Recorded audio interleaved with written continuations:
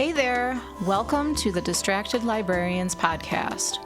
We're your friendly neighborhood bookworms with a penchant for all things pop culture. Picture this as our digital campfire, where we dive into our latest obsessions, analyze our favorite distractions, and rediscover the joy of reading. Whether you're a media enthusiast, a book lover, or just need a break from the daily grind, you've come to the right spot. So kick back, relax, and get delightfully distracted with us.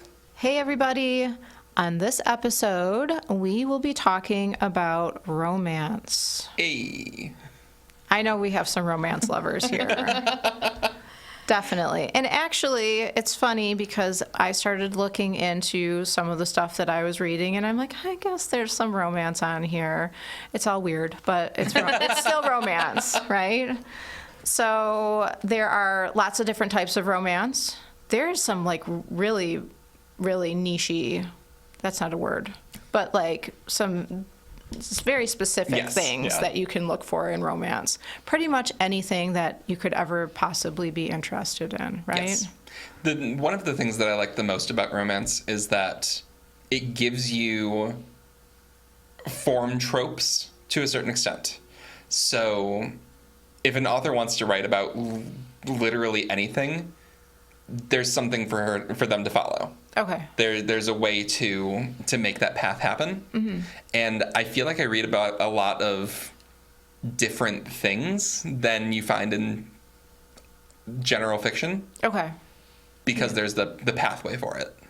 Well, it is definitely a very popular genre. When I worked in bookstores, oh my gosh, there were these people, these women that would come in and they would buy every single new book because they would come out like monthly. Yep. They would get these monthly romance novels and there would be a stack, sometimes 2 stacks, and they would just be spending all of the money on these romance books. Well, don't fully quote me on this because I have not fully fact-checked myself recently, but I do know that I've heard from several different places that romance is the top-selling genre. The number one genre.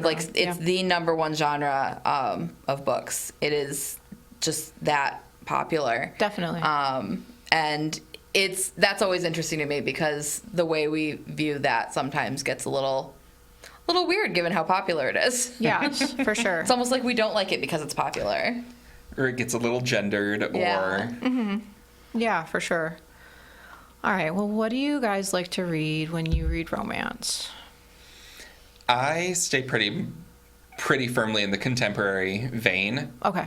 And often the queer and LGBTQ vein. I think there's a lot of interesting things to be found in the suspense, the lit-fic romance where you don't really know how it's going to end, the historical romance, and I'll dabble in those. Mm-hmm. But my happy place is the sort of contemporary drawn illustration covers. Okay. Yeah. Cool. Drew and I have that in common. I think I venture outside of that a little bit more than Drew does. But it's definitely the very comfortable space.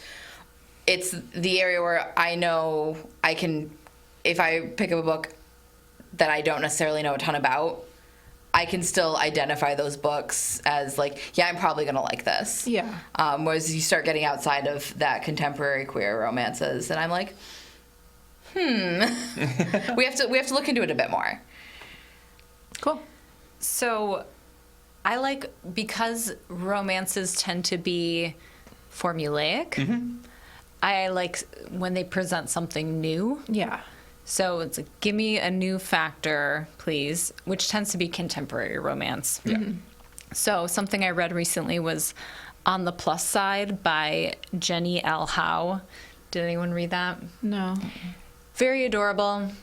Essentially, it is someone who is on a makeover show for plus-size people, larger people, and it's just the idea that it's very body positive. It's very, why are we even doing a makeover show? It sort of takes a makeover show and turns it upside down, puts it on its head and says, okay, it's really about if you're reaching your goals for your life and how you feel about yourself and not about how you look. So, and of course, there was a romance built into that. Yes, of course. And yeah, it was very cute. Yeah, for when you want something cute.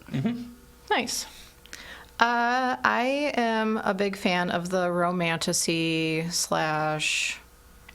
spooky romance stuff. Everything's got to be spooky. I don't know what's going on with me.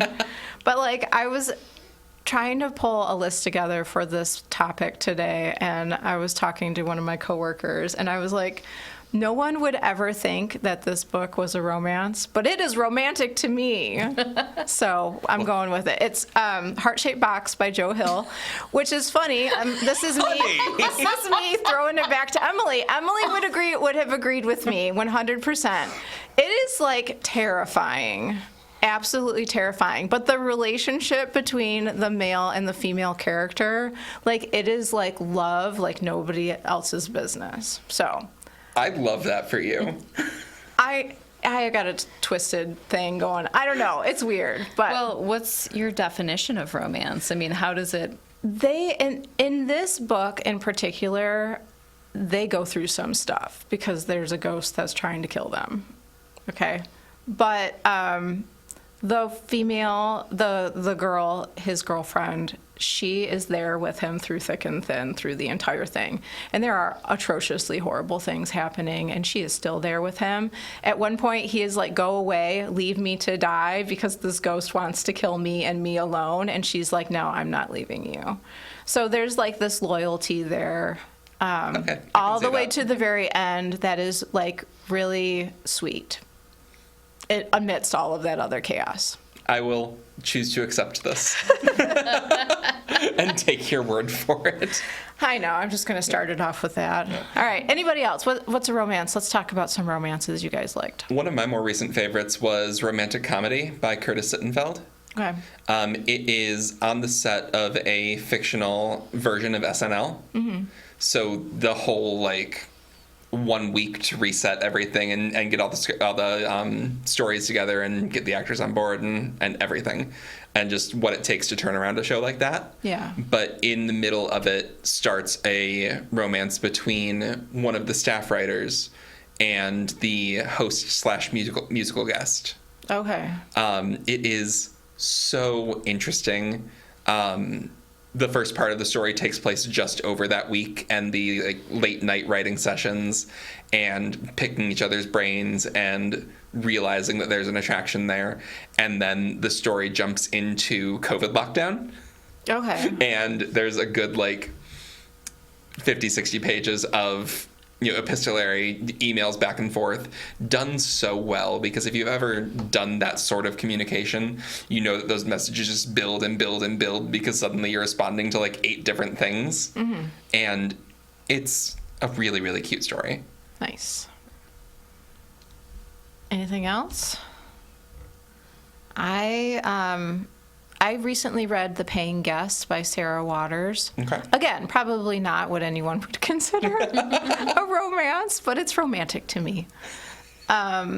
This was on the list that just came out recently. It was the New York Times best books of the 20th century. Nice. And it was authors and publishers and people in the bookish realm of things that all submitted their favorite books, mm-hmm. and then they compiled this list.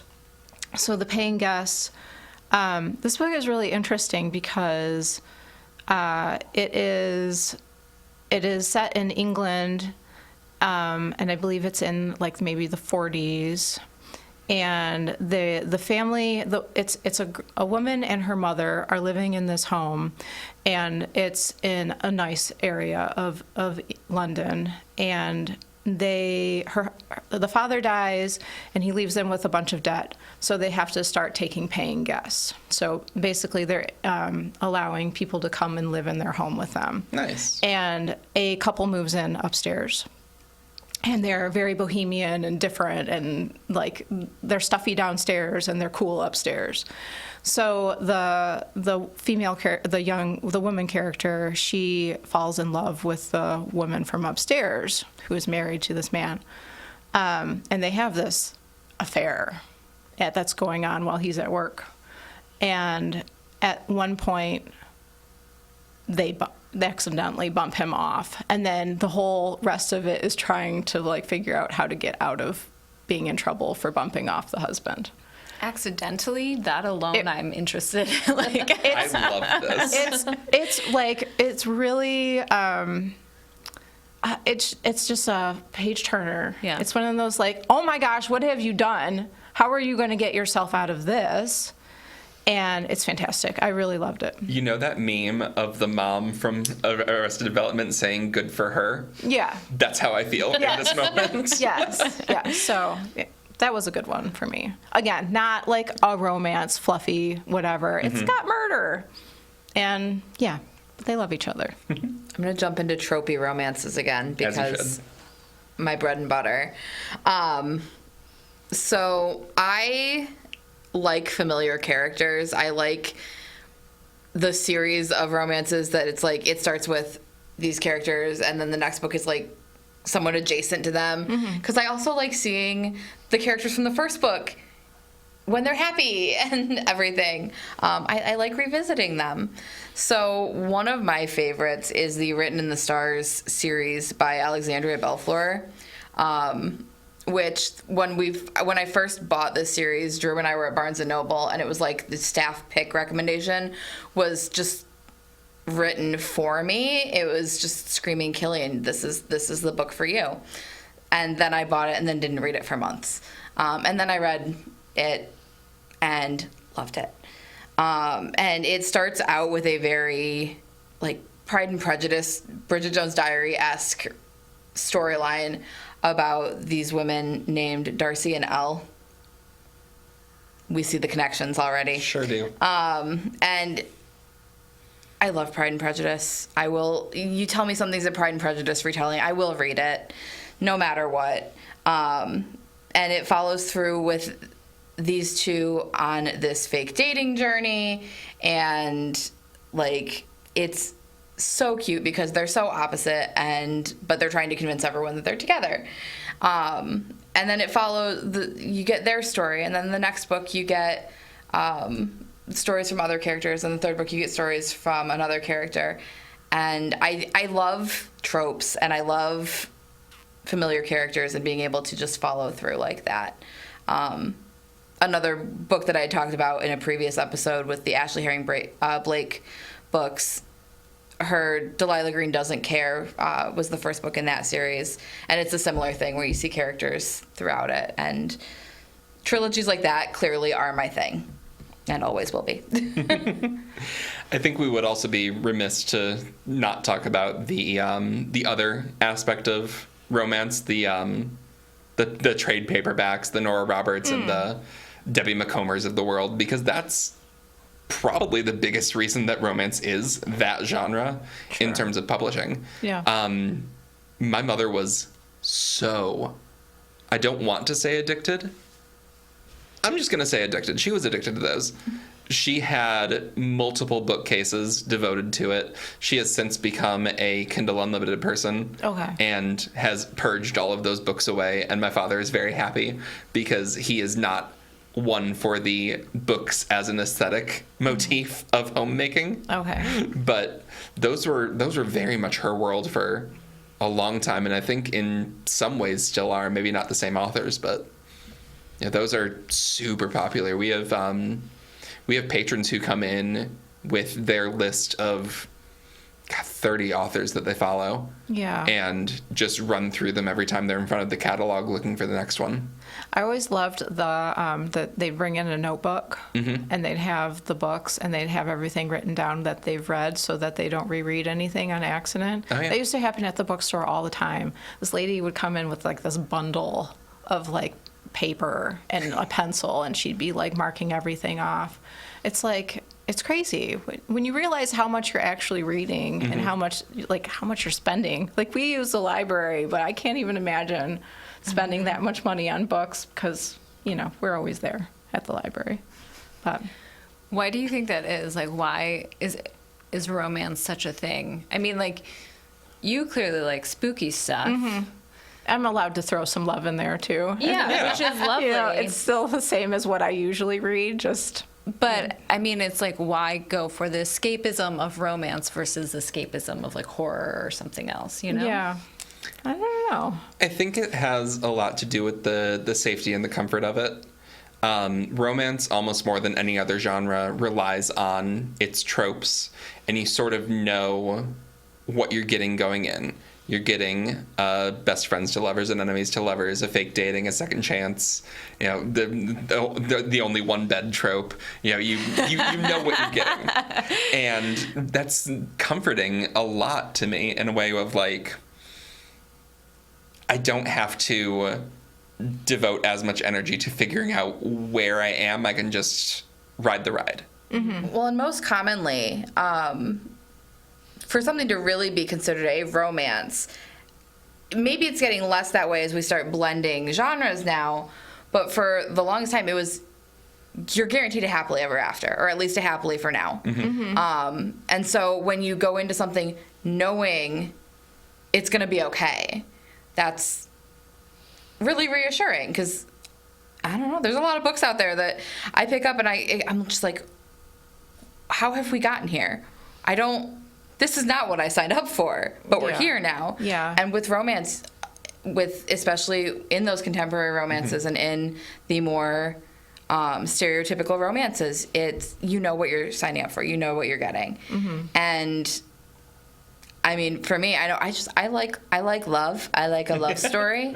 They make me cry, but they make me very happy, mm-hmm. and that's why I like them. And I think that's also the case for a lot of people. For sure.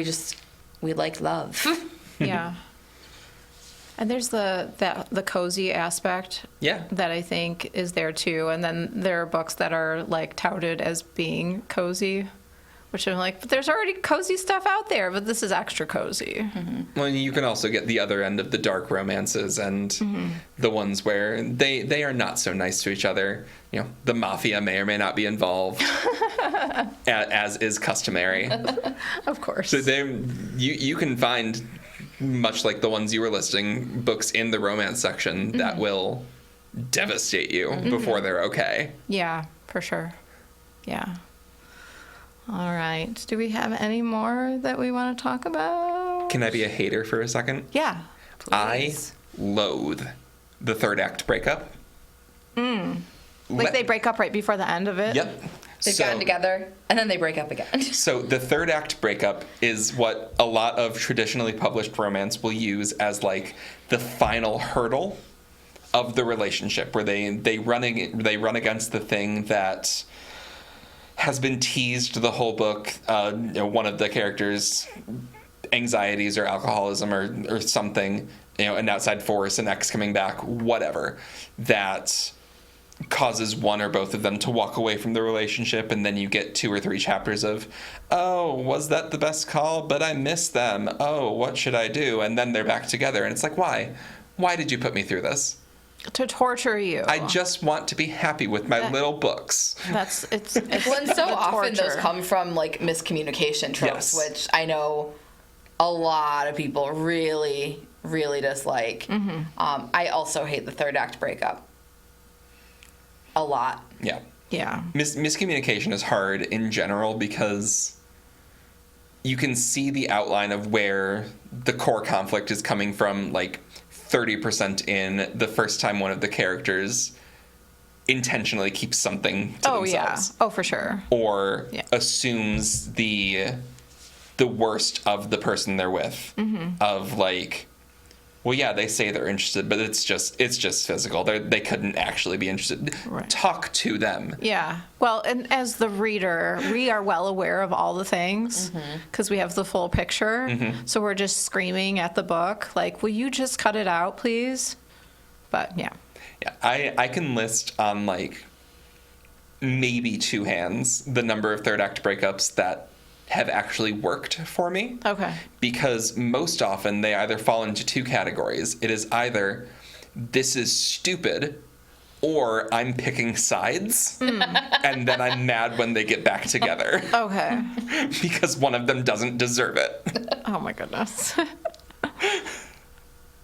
I have more feelings about this than I thought I did coming into this episode. It's good to have feelings. But I'm also really curious, because obviously we know what trope Drew hates. What's your favorite trope? Fake dating. Okay. Fake dating is so much fun. It's just the little gaslighting as like A little gaslighting as a treat. as a treat. Yes. Oh my goodness. Jeez. I'm glad I knew exactly where that phrase was going. That's I also think we know what our title for this episode may end up being. My goodness gracious. But it's fun to be in on the secret with them, yeah. and to see the ways that they try and hide it. It's a little bit forbidden, but also kind of not, because Are we talking like Bridgerton? Like a little, the first yeah. season Yeah. when they're pretending to Yes, be yeah. to like each other, but they don't, but they really do. Okay, gotcha. Yeah, I also love a good fake dating. When it is done well, and it's so hard to do it well, love a second chance romance. But it's so hard to do it well because you have to be able to overcome the something happened and it didn't work. Yeah, You have to convince me that it can now. And that's hard. for sure. And not only you have to convince me that the circumstances have changed enough for it to work now, you have to convince me that both of these characters deserve to find love. Because I don't believe that of all of them. I did say this was hater hour. You did. All right. Well, thanks for listening, and we'll see you next time. Thank you for joining us for this episode of Distracted Librarians. Many thanks to BCTV for their support in recording, editing, and releasing this podcast, and to the Friends of the Library for sponsoring closed captioning on every episode. If you have any questions or suggestions, feel free to reach out to us at distracted@btpl.org. Until then, keep those pages turning and those screens lighting up. We'll catch you in the next episode. The views and opinions expressed in the Distracted Librarians podcast do not necessarily reflect those of Bloomfield Township Public Library, Bloomfield Community Television, the Birmingham Area Cable Board, or its producers or production staff.